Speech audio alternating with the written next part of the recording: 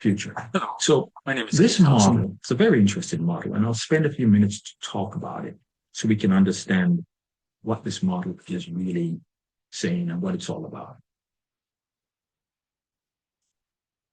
All the yellow cells are the numbers you can input. All the other cells are output cells that you cannot input to, but you'll see the results of. You put the current date. Now, this is dated to the end of 2025. You put the birth date. I put the date for a typical 50-year-old individual and the current income of this particular individual. Again, you'll have access to this model. I'll make it available. You could play around with it as you see fit. And you could put your own information there to get a more accurate feel. Then at what age do you wish to retire? In order to concretize that, put the date. What is your expected retirement date?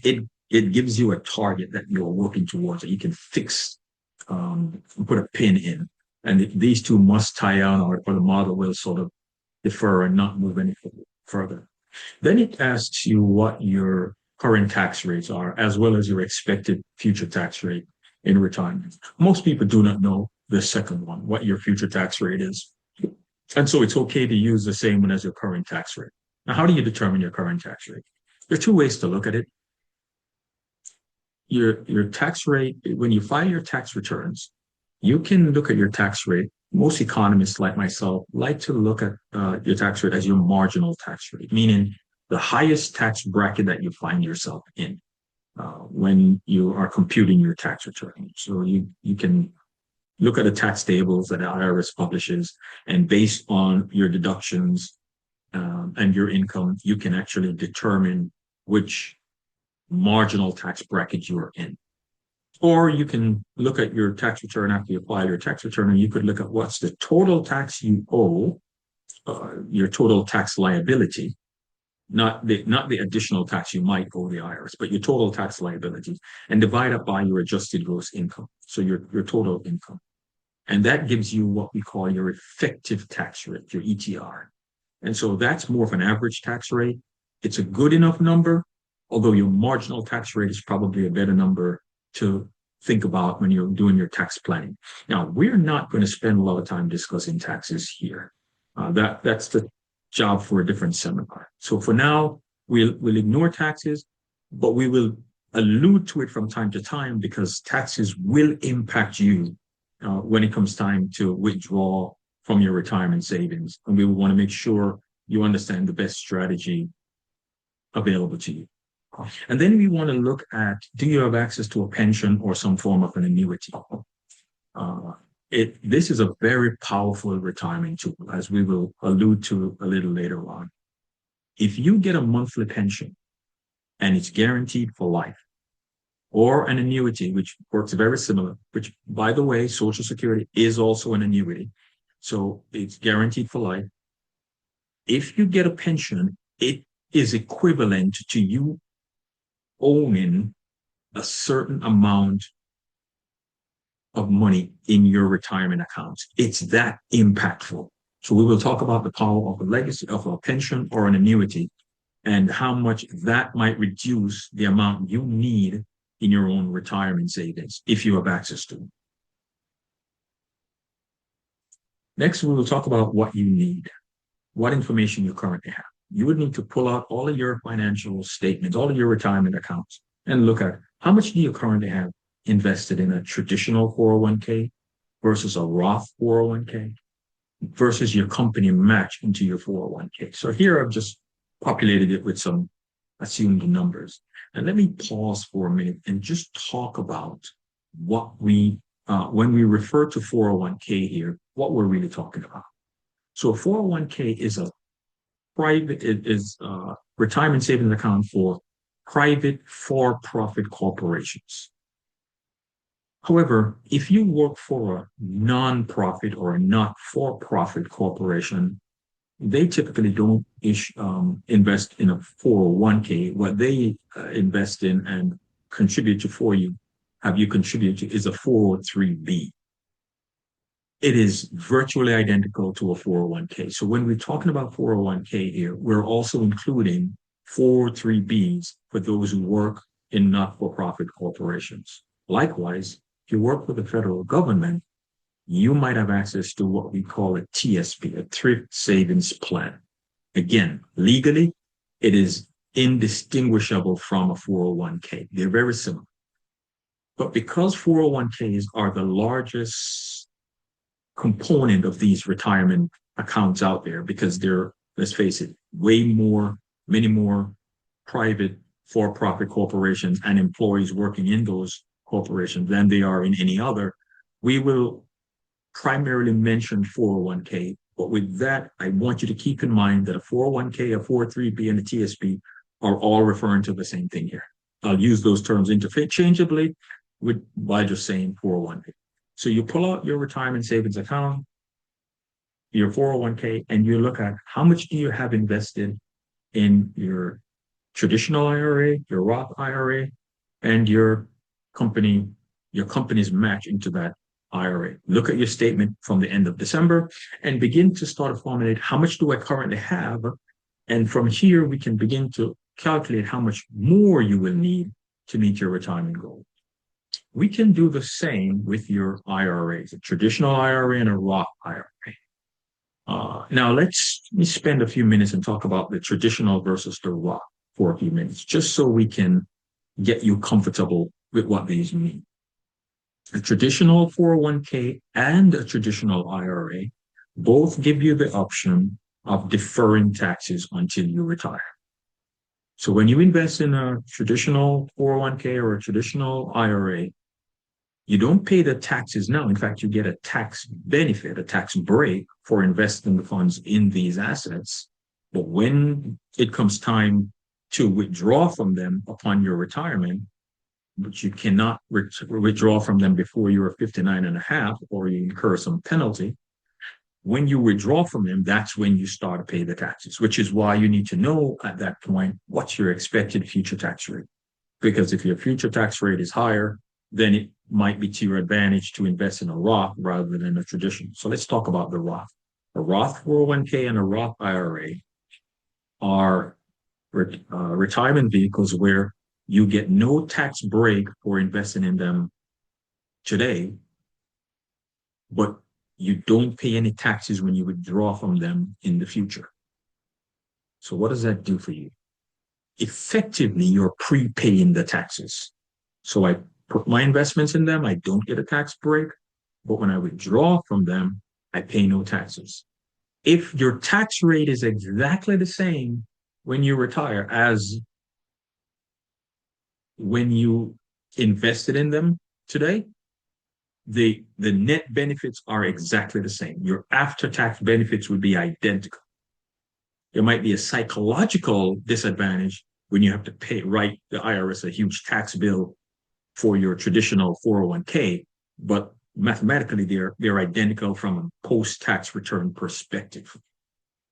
But if your tax rate when you retire is much higher, for many reasons, the government might choose to raise taxes because it's got this huge debt burden that it needs to pay off, or whatever the reasons. But the tax rates could be higher theoretically, which many economists believe might occur. In that case, you're better off prepaying the taxes now at a lower rate. And when you take it out, you pay no taxes in the future. So you want to look at how much you have saved in all of these different buckets, traditional and your Roth IRA and 401k accounts. You may also have some funds invested in other accounts. These are regular investment accounts, such as in a brokerage account. That's not a part of your retirement savings, but it might help you in terms of how much you choose to invest in spillover accounts if you've maxed out your 401k contributions. Now, let's look at how much you expect to get from Social Security when you retire. So as we said before, there are three broad buckets: 62, 70, or your full retirement age of 67. Technically, you can take it at any age between 62 and 70. For our purposes, just to keep the analysis simple, we'll just use these as the three options open to us. So last year in 2025, the IRS indicated that everyone who took Social Security at age 62 received an average of $1,374, which is why we chose to use their national averages. For those who collected at 67, the average was $1,964. And for those who waited to collect at age 70, the average was $2,434. So these numbers represent the national averages for everyone collected at these ages.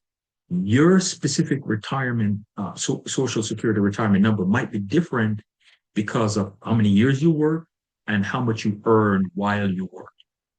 In order for you to figure out what your specific payout is likely to be, you need to go to the Social Security Administration website and create an account for yourself if you haven't already done so. And then they will have a report for you ready for you to download, which will give you your specific number. So go to ssa.gov and create an account if you don't have one. If you already have one, all you have to do is log in and look at your latest statement, and you will see what your expected payout is at the different ages for you to then decide when do you want to take it. You can then also determine for yourself what age you want to collect it. So I've put this in here that says, this is the age I want to take it. But if you change this age from 62 to 67 or to 70, it will impact the model, as we will see that model a little later on.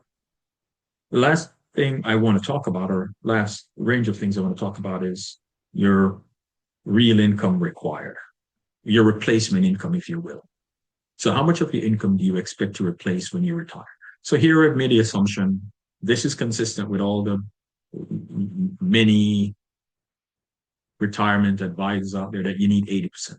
We will actually test this assumption later to see if 80% is a correct number. But for now, I'll go with that number. The expected inflation, this has been average over the last 100 or so years. So we will assume that that number will stay the same. And here we talk about how much do you expect to put into your contribute if you're still working and you're contributing to your 401k, whether you're contributing to a traditional or a Roth, how much do you want to contribute? You could put whatever numbers you want. Again, I just assume you're putting 10% or you're putting it all to the Roth. I think that's a more prudent investment choice, but that's entirely up to you. Maybe you want a tax break right now, so you put it in a traditional, or you might choose to prepay the taxes now and take it out tax-free later on, in which case you put it in a Roth. Or you can also decide to contribute to an IRA if you're eligible, or to whether it's a traditional or a Roth IRA, that's entirely up to you. These are some likely returns that we anticipate based on your retirement needs, whether you're looking for ultra conservative or ultra aggressive. We will come back to these later on.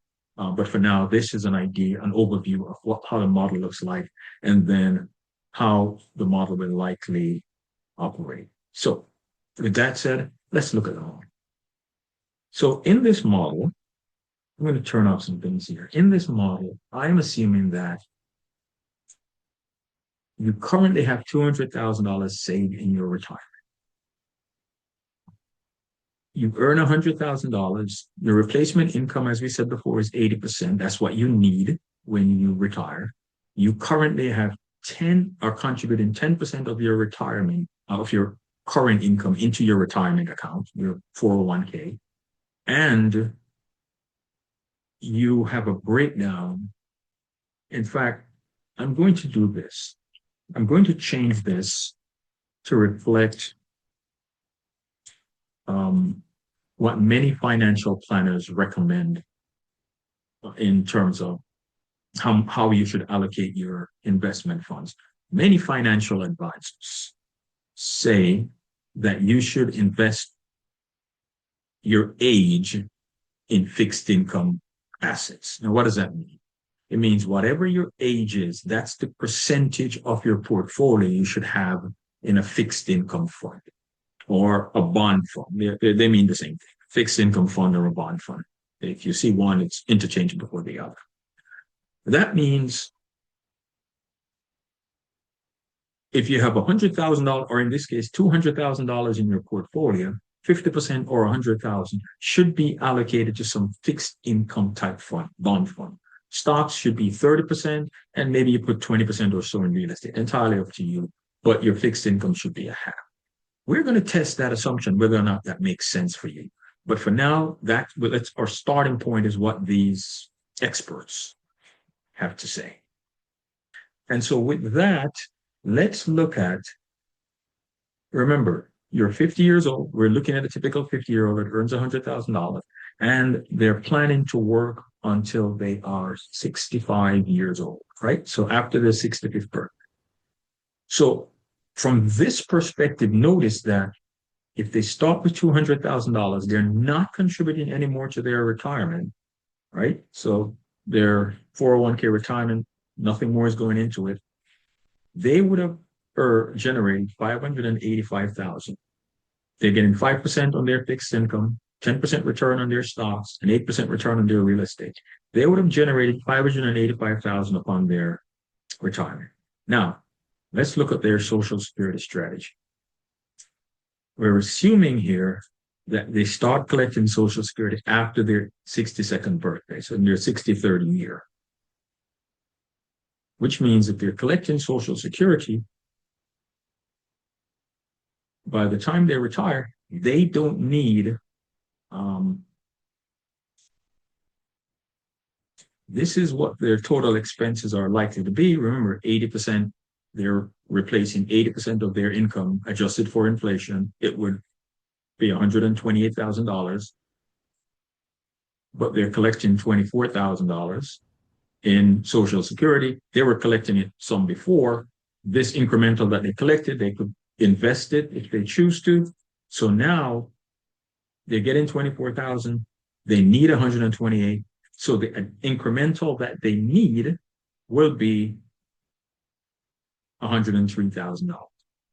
But of course, they have to pay taxes on whatever they take out. So they have to take out, in this case, $125,700 in order to satisfy what they need and pay the incremental taxes on the balance.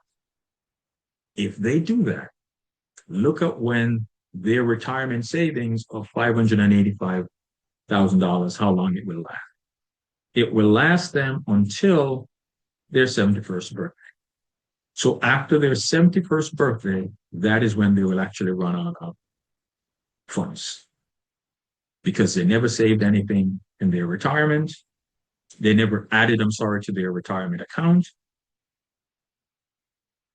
And they started collecting Social Security so early. Imagine if they, instead of not contributing to their Social Security account, they decided they wanted to contribute to their Social Security account. So let's turn this on and say they're contributing 10% of their income for the next 15 years. So they keep contributing to their retirement savings for the next 15 years, 10% as their income grows, plus they're getting that 5% match from their employer, assuming their employer participates. Their total retirement savings when they retire would now be $1.16 million. So it's a lot more than had they not contributed. The total they contributed over the next 15 years would be $340,000, but the amount that it would grow by is now a total of $1.1 billion. So that's pretty much a $500,000 increase in their retirement savings by them adding $340,000 more. And now let's look at, they're still collecting Social Security from age 62.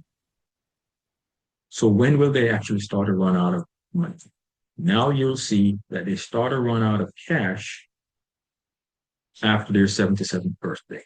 So by contributing, their starting point hasn't changed. It's still 200,000, but by contributing to their 401k for the next 15 years at a 10% rate, now they have boosted their retirement savings an additional 6 years. So now they can get past their 77th birthday before they run out of cash.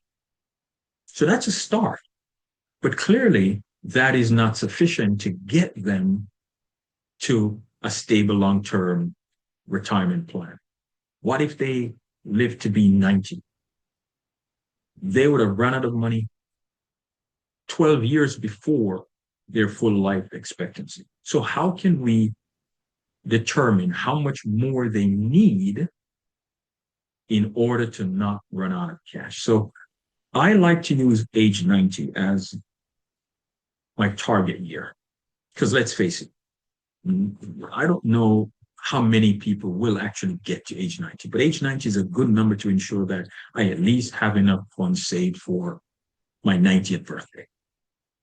So how do I determine how much I need? Well, we can solve for that. So now we're going to go into our model and try to solve for that to answer the question, how much I will need.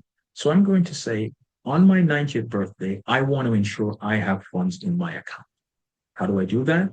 Well, I'll put a modest amount in here that says, after I've used up all my income, I want to ensure that I still have, I don't know, $1,000 left over after my 90th birthday. To do that, I enter $1,000, which is the amount I need my portfolio to be, the value of my portfolio at the age 90. And then I say one of two things. Either change how much I currently have so I know what the amount is I need to save. And then I ask the model to solve for that. And I'll give it a few minutes to work its magic.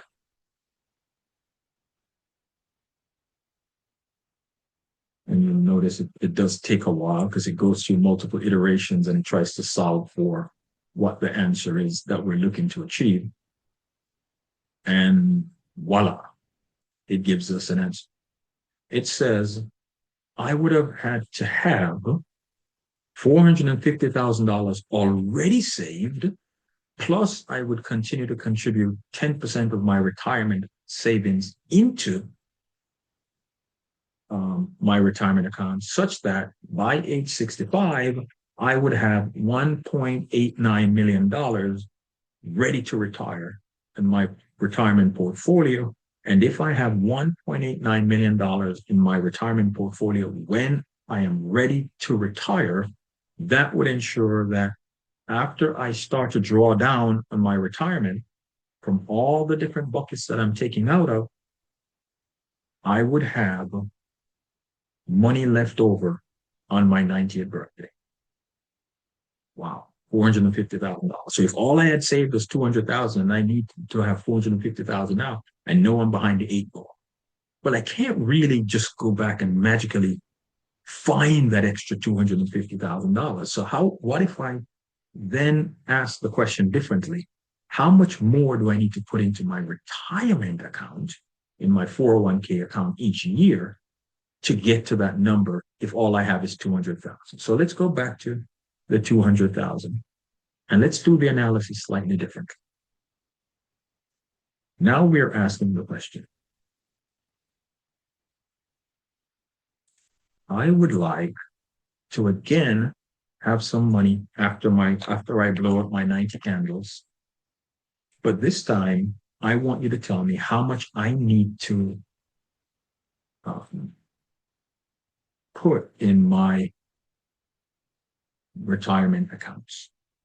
So let's go in and say, let's put it in my traditional IRA. Okay. So now we see that we need to contribute 30% in total to our retirement account. And this 30% would be broken down into 20% in my traditional and 10% in my Roth. Doesn't matter what composition you put them in right now. It will matter for tax purposes, but we're ignoring taxes for right now. But what this says is, if all I have is $200,000 right now, but I want to ensure that I have sufficient funds in my retirement by age 90, minimum nominal amount of $1,000, I want to, then I would have to increase my retirement contribution to 30% in total, such that when I retire, my balance would be $1.92 million, and that would allow me to draw down effectively to $1,000, close to zero, by age 90. But interestingly enough, there is something else that we need to consider. We have not changed anything else, including our allocation. We're still 50% bonds, 30% stocks, 20% real estate. What if you change that? Let's look at what that would look like. So now what we did was we went back to our 10% income that we're contributing to our retirement accounts, still had 200,000 saved, no more. But notice something. Remember before we increased our retirement contribution, we would start to run out of funds by age 78 after our 77th birthday. Now we're still at 200,000. We're still at a 10% contribution, but now we have funds to last past our 83rd birthday. Why is that? How did that happen? Because rather than put too much of our money in fixed income, which is only giving us a 5% return each year, we're putting the bulk of our money now in stocks, which is actually giving us a 10% return. And by giving us that 10% return, it allows our portfolio to grow faster and therefore to last longer. So upon retirement, remember, I hadn't changed anything. Still had 200,000, still had 10% being allocated to my retirement. But now, upon retirement, I still have only a small amount, $1.3 million, because I've not increased my contribution, yet I'm able to stretch that funds longer by having it generate a greater return for me. That's very, very important. So my portfolio allocation is just as important in determining my long-term retirement savings as is my starting retirement balance or my annual contribution. It's very, very important. Now, I'm going to go back and then go back to where we were before, because we're looking at sensitivities here, and I want to show you all the different things you need to consider. And then when you look at everything together, you will begin to see how it impacts your retirement. So let's go back to where we were before. We had a bunch of money in fixed income, half of our portfolio allocated to fixed income, the rest in stocks, and then the rest in real estate. Again, we would only have enough funds to see our 77th birthday before we start to run out of cash. What if instead of needing 80% of our pre-retirement income in retirement, we needed a smaller number? Maybe we're a little bit more prudent in our retirement lifestyle. And so we only need 70% of what we used to use in pre-retirement. We only need 70% of that. How will that impact? Right now, we'd run out of funds after our 77th birthday. But if we cut back on our expenses in retirement, turns out we can stretch that all the way to our 80th birthday before we run out of cash. And again, that is without increasing our retirement savings and without increasing our annual contribution. So what are we seeing here? We're seeing that if I can reduce my replacement income, or if I can shift my allocation from fixed income and stocks, etc., I can substantially stretch my retirement savings even longer. So let's do one last thing. Let's go back and say, what if we had, in addition to reducing my my replacement income to 70%, I shifted my allocation. Again, I have not changed the allocation I need to invest in, and I have not changed my current retirement savings. How much will I have, and where will I start to run out of funds? Look at that. I would have enough funds in my account all the way to my 90th birthday before I start to run out of money. This is a profound lesson for us to learn, right? There's so many things that will impact our retirement, all of them taken together. But wait, there's one more to consider. Remember, we started collecting Social Security here at age 62. What if we actually changed when we collected Social Security? So now, look at this. We have enough funds to last to our 90th birthday. We will start to run out of funds before our 91st birthday. We're only contributing 10%. We've saved 200,000. and we're collecting Social Security at 62. What if we said, well, let's collect it at age 67? How would that impact how much now we need? Well, look at that. We would have money all the way to our 92nd birthday. Why is that? Well, we will look into that in a little bit more detail later on, but this is a very important lesson for us as we think about how do we allocate our plan for our retirement. So let's go